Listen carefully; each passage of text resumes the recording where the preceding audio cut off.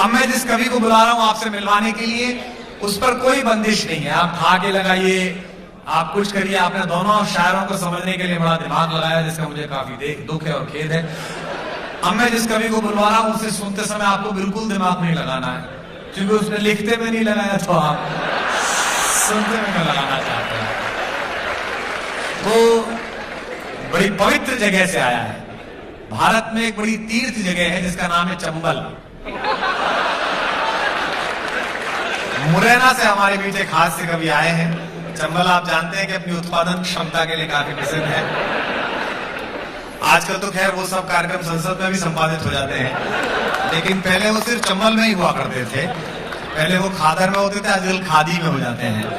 तो तेज नारायण बेचैन हिंदी कवि सम्मेलनों के कवि हैं। और जैसे अगर खुदा है, तारिक कमर ने सुनाया। हमारे यहाँ तो निर्माण कार्य इस तरह चलता है कि खड़ा हुआ मजदूर शायरी कर देता है। वो खड़े होकर देखता है सड़क पर, कहता है कि इधर भी खुदा है, उधर भी खुदा है, आगे भी खुदा है और पीछे भी खुदा है, और बाखुदा जहां नहीं खुदा है वहां तक कल खुद जाएगा। पीडब्ल्यूडी का दावा है कि खुदा होगा, मिलेगा खुदा। तो एक ऐसा कवि जो आपके ठाके आपके बाहर से लाएगा। मैं इसलिए उसको पढ़वा रहा हूं ताकि आप हंस लें एक बार, आपके अंदर से ठाका निकल जाए, आपके अंदर से जितना भी होता है, कि हमारे शायरों को और बाकी लोगों को आप बहुत अच्छे से सुने। तेज नारायण बेचैन का पार्थिव शरीर हमारे बीच है। मैं उनसे अनुरोध करता हूं कि वे यहाँ पर आ रहे हैं। आप जोरदार तालियों के साथ आप उनका स्वागत करें। तेज नारायण बेचैन।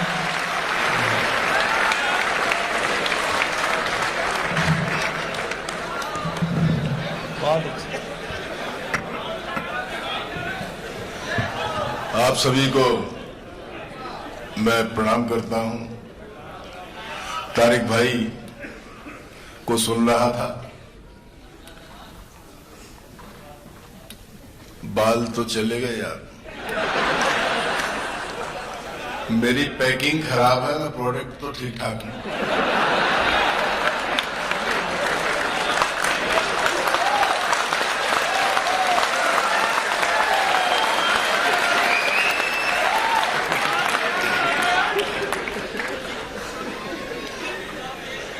पहली बार आप लोगों के दर्शनों का लाभ मिला है मुझे। तारिक जी को सुन रहा था,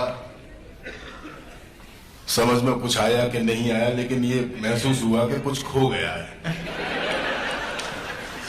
मेरे परिचय में डॉक्टर कुमार विश्वास जी ने कहा कि चंबल के इलाके से आया है। संजय जी आप डर तो नहीं गए? चंबल बहुत ही पावन सी जगह है। डरने की कोई बात नहीं है। भौगोलिक स्थितियां कुछ ऐसी हैं कि हर तीसरा घर डाकू का है। मैं दूसरे नंबर के घर से आया हूं।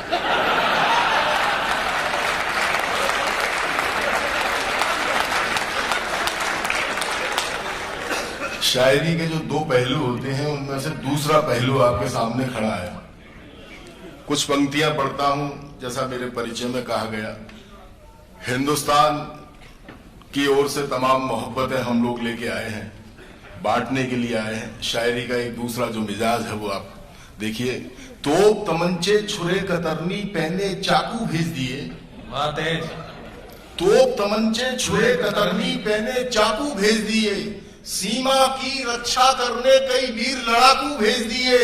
चंबल के बीहड़ में अब तो कविताएं लहराती हैं। जितने जीते हमने चुनकर दिल्ली डाकू भेज दिए। जितने जीते हमने चुनकर दिल्ली डाकू।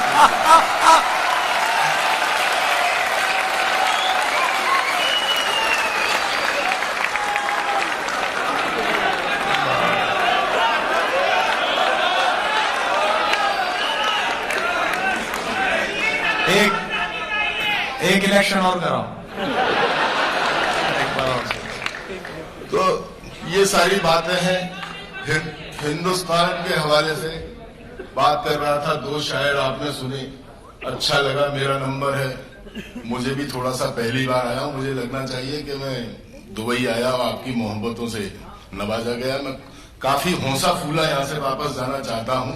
दो शायर सुने, सबकी शिकायत थी चहल पहल मच रही है। देखो चार पंक्तियां कभी राहत भाई मैंने मजाक मजाक में कही थी। मंच जब से अर्थदायक हो गए, बहुत बढ़िया, मंच जब से अर्थदायक हो गए, तोतले भी गीत गायक हो गए। भाई बहुत अच्छे थे। मंच जब से अर्थदायक हो गए, तोतले भी गीत गायक हो गए। और हिंदुस्तान के हवाले से दो पंक्तियां आप बर्दाश्त कर लीजिए कि मंच जब से अर्थदायक हो गए, तोतले भी गीत गायक हो गए। और राजनीतिक मूल्य कुछ ऐसे गिरे, जेब कतरे तक विधायक हो गए। राजनीतिक मूल्य कुछ ऐसे गिरे, जेब कतरे तक विधायक। बहुत अच्छे। बहुत कम समय है, बड़े बड़े शायर यहाँ बैठे हुए हैं। एक छोटी सी कविता आपके बीच में पढ़ता हूं। पीछे जो बैनर लगा हुआ है, बैनर छोटा हो सकता है लेकिन इसका विजन बड़ा है। एक कविता मैं पढ़ता हूं, उसके बाद अपनी रचना अगर कुमार जी कहेंगे तो पढ़ दूंगा। स्वागत है। ईश्वर के एक सच्चे पुजारी से, यानी भूख से तड़पते और ठंड से ठिठुरते एक भिखारी से मैंने कहा बाबा। ईश्वर के एक सच्चे पुजारी से, यानी भूख से तड़पते और ठंड से ठिठुरते एक भिखारी से मैंने कहा बाबा, ये काशी बड़ी है या काबा? वाह। धर्म समाज के कटघरे में आज अपराधियों की तरह खड़ा है, बताइए मंदिर और मस्जिद में कौन बड़ा है? बहुत अच्छे। वाह वाह तेज, बहुत अच्छे। क्या विषय उठाया? धर्म समाज के कटघरे में आज अपराधियों की तरह खड़ा है, बताइए मंदिर और मस्जिद में कौन बड़ा है? तकरीबन लेटे ही लेटे बाबा ने कहा बेटे, तू तो पैदाइशी कल का है, खुदा जाने किस दल का है, क्यों संस्कारों को चाक करता है, भूखे भिखारी से मजाक करता है। हाय बाबा, बहुत अच्छे तेज बाबा। भूखे भिखारी से मजाक करता है। बेटे मैंने ये पूरा जीवन मस्जिद की सीढ़ी पर जिया है, प्यास लगने पर मंदिर का चरणामृत पिया है। मस्जिद मेरी निष्ठा है, मंदिर मेरा विश्वास है। जब तक ये दोनों है तब तक जीने की आस है।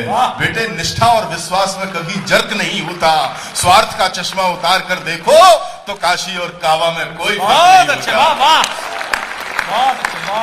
स्वार्थ का चश्मा उतार कर देखो, काशी और काबा में कोई फर्क नहीं होता। तो बेटे क्या होगा इन रैलियों, इन झंडों, इन हुहल्लों से? बेटे क्या होगा, बेटे क्या होगा इन रैलियों, इन झंडों, इन हुहल्लों से? बोल देना उन मौलवी महंतों और मुल्लों से जिनके कारण हम गरीबों के पेट की कहानी जरूर मार्मिक हो गई है, क्योंकि रोटी आदमी की अपेक्षा ज्यादा धार्मिक हो गई। बहुत अच्छे, वाह अच्छी बात। वाह दोस्तों वो भिखारी सचमुच महान था, उसका हर शब्द राष्ट्र के नाम एक बयान था। वो भले ही बला की भूख और कड़कती ठंड सह रहा हो, लेकिन मुझे ऐसा लग रहा था जैसे लाल किले की प्राचीर से इस समूचे संसार से कह रहा हो कि वो मस्जिद के मुल्लो, मंदिर के पुजारियों, यानी हर शर्त पर राष्ट्र के सांप्रदायिक भिखारियों, ये नफरत की रोटी सद्भाव का पानी पीकर पचा लो। जैसे भी हो इस अवाम को बचा लो, जैसे भी हो इस अवाम को बचा लो। मिट्टी का तेल। मेरा अनुरोध है, मुझे बोलना नहीं चाहिए, हिंदुस्तान के कवि सम्मेलनों में जहां बहुत भारी भीड़ आती है और बड़े लोग आते हैं, वहां एक बहुत मौलिक समस्या पर एक बड़ी बढ़िया कविता उन्होंने लिखी है। और इस मामले में मुझे बहुत गर्व अनुभव होता है भारतीय संस्कृति पर कि हमें यह अधिकार है कि हम ईश्वर से मजाक कर सकते हैं। हमारा कवि सूरदास भगवान श्री कृष्ण से कहता है कि जात पात तुमसे कम नहीं, ना तो तुमसे जाति पाति कम। तुम हीरो यादव हो, मुलायम सिंह के घर के हो, हम पंडित हैं। जाति पाति तुमसे कम नहीं, ना ही बसत तुम्हारी छैया, ना तुम्हारे अपार्टमेंट में हमने फ्लैट ले रखा। अति अधिकार जनावत आते, अधिक तुम्हारे हैं कछु गैया, इसलिए ज्यादा बदमाशी दिखा रहे हो कि 4 गाय तुम्हारे पास फालतू है, इसमें भगवान जी बने फिर रहे हो। तो ये जो अधिकार है ये भारतीय संस्कृति देती है। हनुमान जी को इंगित करते हुए एक बहुत बढ़िया कविता तेज ने लिख रखी है, जो कवि सम्मेलनों की बड़ी लोकप्रिय कविता है, पॉपुलर कविता है। मैं चाहता हूं अगर वो सुना दें यहाँ पर, हालांकि ये तेल की जगह है तो ज्यादा अच्छा लगेगा लोगों को। अच्छा, गल्फ कंट्रीज में तेल बहुतायत मात्रा में मिलता है, लेकिन उस तेल के लिए हिंदुस्तान और पाकिस्तान के लोगों को क्या मारा मारी करनी पड़ती है। इसका पूरी एक जो जद्दोजहद है, उसकी कविता है हनुमान जी मिट्टी का तेल। कविता का शीर्षक है मिट्टी का तेल। आप लोग समझ, केरोसिन। बस मेरे साथ यात्रा करना और देखना विसंगतियों से जुड़ते हुए हिंदुस्तान के लोगों की क्या फजीयत होती है, जिसको आप इजीली मिल जाता है आपको, हमें क्या क्या परेशानी उठानी पड़ती है। 13 शनिचर और 53 मंगलवार के व्रत किए, हनुमान जी ने मुझे साक्षात दर्शन दिए। बोले बेटा सारे देवी देवताओं में मैं ही बिल क्लिंटन और जॉर्ज बुश हूं। तेरी तपस्या से आज अत्यंत खुश हूं, अपनी समस्या बताओ। मैंने कहा बजरंगबली मुझे सरकारी राशन की दुकान से 5 लीटर मिट्टी का तेल दे। बहुत अच्छे तेजवा। 13 शनिचर और 53 मंगलवार के व्रत किए, हनुमान जी ने मुझे साक्षात दर्शन दिए। बोले बेटा सारे देवी देवताओं में मैं ही बिल क्लिंटन और जॉर्ज बुश हूं, तेरी तपस्या से आज अत्यंत खुश हूं, अपनी समस्या बताओ। मैंने कहा बजरंगबली मुझे सरकारी राशन की दुकान से 5 लीटर मिट्टी का तेल दिलवाओ। हनुमान जी बोले अबे भोंचू,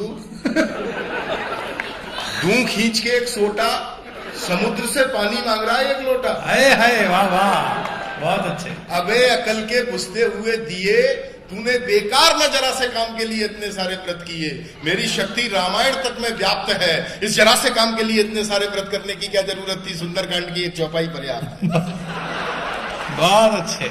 इस जरा से काम के लिए इतने सारे व्रत करने की क्या जरूरत थी? सुंदरकांड की 1 चौपाई पर्याप्त है। अरे कमबख्त, तूने सुंदरकांड के 1 दोहे का ही सच्चे मन से स्मरण कर लिया होता तो 5 लीटर मिट्टी का तेल तो क्या अभी तक 10-20 ड्रम भर लिया होता। अदरक के कसैले सूप, वाह वाह तेजवा वाह। अदरक के कसैले सूप 100% बेवकूफ, क्या जरूरत थी इस हाई जंप की? तेरी आवश्यकता है केवल 5 लीटर मिट्टी के तेल की और तपस्या कर रहा है पूरे पेट्रोल पंप की। वाह बहुत अच्छे। अदरक के कसैले सूप 100% बेवकूफ, क्या जरूरत थी इस हाई जंप की? तेरी आवश्यकता है केवल 5 लीटर मिट्टी के तेल की और तपस्या कर रहा है पूरे पेट्रोल पंप की। जानता नहीं आजकल कितना कंपटीशन का वक्त है। तू किसी अरे गहरे नत्थु गहरे का नहीं, तू किसी गहरे गहरे नत्थु गहरे का नहीं, बल्कि बजरंगबली का भक्त है। अरे संकोच की सीमाओं को फलांग, मिट्टी के तेल को मार गोली, कोई अच्छा सा वरदान मांग। मैं समझ गया कि हनुमान जी मुझे फुला रहे हैं, उम्मीद के झूले में झुला रहे हैं, पाते हुए अपनी भावनाओं पे काबू। मैंने हनुमान जी से कहा प्रभु आप हनुमान जी हो या डीएम कार्यालय के बड़े बाबू? पाते हुए अपनी भावनाओं पे काबू। मैंने हनुमान जी से कहा प्रभु आप हनुमान जी हो या डीएम कार्यालय के बड़े बाबू? 53 मंगलवार के चने फोकट में सरकाना चाहते हो और मुझे कंपटीशन का वास्ता देकर टरकाना चाहते हो। अरे अपने पिछले रिकॉर्डों से थोड़ा सा तो डरो। अगर मुझे 5 लीटर मिट्टी का तेल तक दिलाना आपके बस का रोग नहीं तो फिर मेरे 5.25 किलो चने रेवड़ी, 2 दिया सलाई और 163 अगरबत्तियां वापस करो।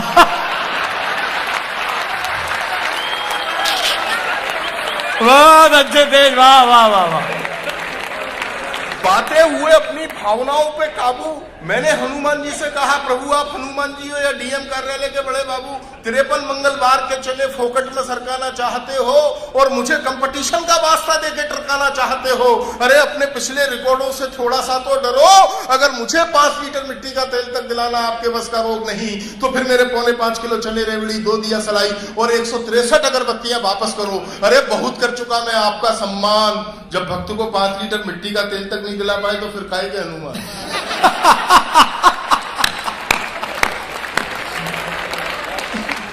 दोस्तों हिंदुस्तान की जो मुसीबत है उसके हवाले से 2 श्रेष्ठ अपने जीवन की पंक्तियां व्यंग्य की पढ़ता हूं। अगर आप इशारा समझ जाए तो मुझे नवाजें। निश्चित ही आपकी शक्ति में कोई खामी है। आपसे अच्छा तो वो चंद्रा स्वामी है। भले ही खुद चला गया जेल में लेकिन भक्तों को तो डुबा गया तेल में। लेकिन भक्तों को तो डुबा गया बहुत तेल अच्छे, में। बहुत अच्छे तेज, वाह वाह वाह, बहुत अच्छे, बहुत अच्छे। मेरी प्रतिक्रियाओं का करते हुए विरोध, हनुमान जी खा गए अचानक क्रोध। मेरी प्रतिक्रियाओं का देते हुए उत्तर, हनुमान जी बोले पुत्र बंद करिए पूजा अर्चना का नाटक। पहले तू मुझे ये बता कि तू मेरा भक्त है लक्खू भाई पाटिल? अरे तूने मुझे शर्मिंदा करने की ठानी है। लगता है मेरी शक्ति अभी नहीं पहचानी है। ये कलयुग थरथराता है मेरे नाम से। मैं कितना बलशाली हूं पूछना अपने राम से। रावण की लंका को मिलाकर राख में 4 चांद लगा दिए थे मैंने रामचंद्र जी की साख में। अशोक वाटिका उखाड़ दी थी बिना कुछ खाए पिए। ये सब लोग जानते हैं कि लक्ष्मण जी मेरे कारण जिए। मैंने एक सांस में गहरे समुद्रों को फलांगा है। धिक्कार है तूने मुझ जैसे महापराक्रमी से तुच्छ मिट्टी का तेल मांगा है।